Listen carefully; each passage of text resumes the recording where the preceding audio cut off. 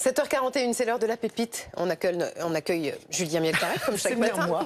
J'entends pas de musique aujourd'hui. Ça va? Je te confirme, c'est bien moi. Et c'est l'anniversaire d'Étienne Dao aujourd'hui. C'est vrai? Ouais. Quel âge? J'ai pensé Comment ça a pété 64, cher je crois. Bon, ouais. Comme il est fan, j'y Tu le pensé. sais, quel âge il a, Non, je Julien? savais Non. Oh.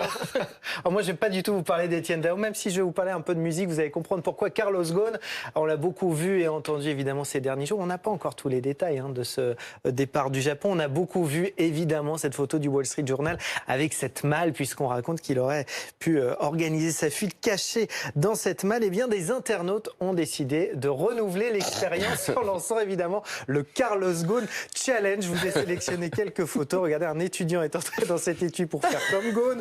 Vous avez passé l'inspection japonaise. Félicitations.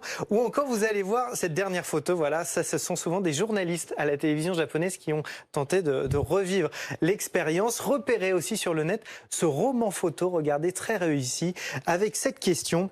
Un homme peut-il voyager dans un sac qui, normalement, sert à une contrebasse? Et puis, j'ai aussi sélectionné, regardez, cet autocollant que j'adore, qui est disponible au Japon. Vous pouvez le coller sur votre bagage. C'est marqué « Ghosn n'est pas dedans ».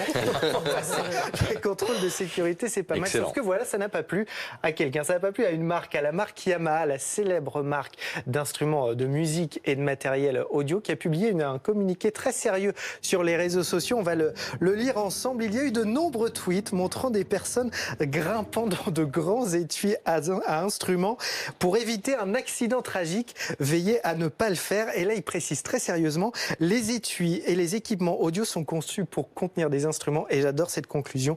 Veuillez les utiliser correctement. Alors, on a beaucoup raconté la rumeur de Carlos Ghosn qui négocierait son histoire avec des grands producteurs. Il pourrait être égérie de Yamaha.